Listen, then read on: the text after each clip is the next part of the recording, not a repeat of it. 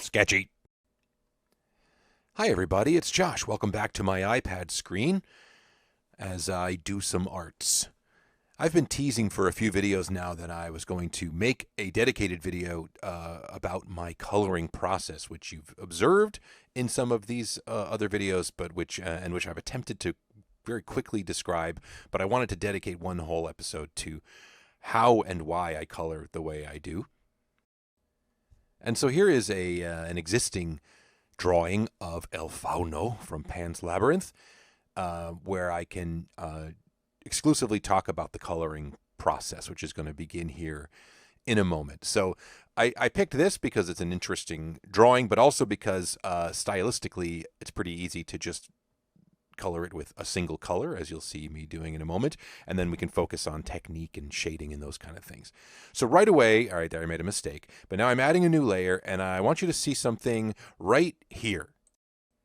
What you're seeing is the effect of overlapping strokes of this graphite pencil texture that I like to use for filling in. It is actually, technically, literally, the same brush I draw with. It's simply just increased to maximum size. And the texture you see in the lighter areas is the texture that I want applied to all of the color fills on my art.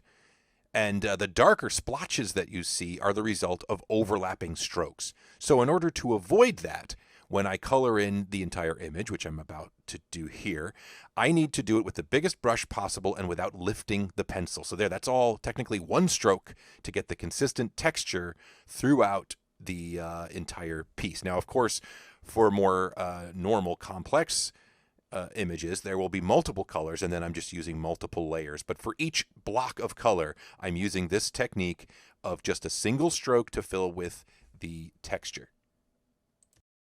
Now, of course, this is not my recommendation. This is not a how-to tutorial. This is really just an explanation. It's a self-justification of the weird process that I've developed for myself.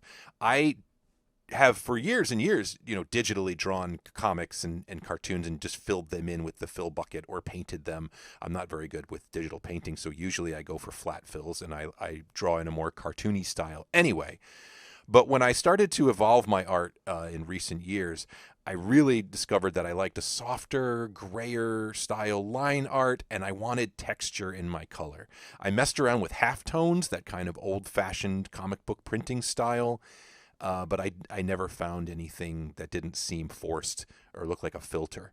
So when I hit upon the idea of filling in with pencil texture like this, I just really liked the, as much as my drawings are simple and are filled with blocks of color, I find that this texture goes a long way to making them more interesting to look at, and without having to necessarily, go out too far outside of my comfort zone with painting and selecting multiple colors. This lets me do a more simple image that I find more pleasing and having more texture and more depth just in the technique. So I am right now going around with the erase tool. So instead of painting within the lines, I end up erasing outside of the lines to isolate the textured color within. I still don't know if I have explained this well. Hopefully dedicating this video to it makes a little more sense.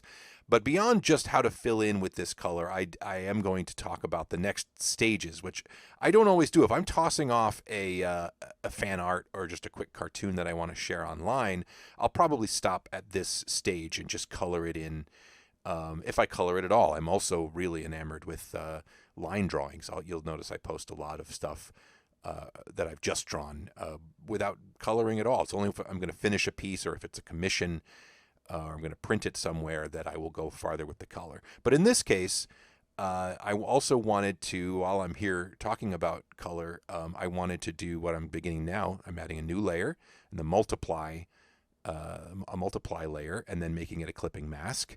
I'm then reducing the opacity to about 30 or 40%. And now I'm using the same color, but the multiply layer will darken and intensify, but then I've also changed the opacity. So I'm shading now is what I'm doing.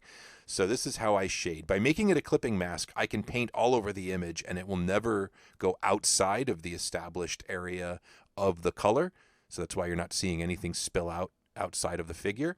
And this is just a way to go in and add shadows that will be, and you can tweak the opacity of the layer, make it darker or lighter, and you don't have to use the same color. If you want a soft result, you use the same color or maybe a slightly darker version of the same color, or you can use black or dark gray or brown if you want to indicate, if you want to play with lighting and things like that. But here is, that was the shading layer, and you see I can tweak it darker and lighter.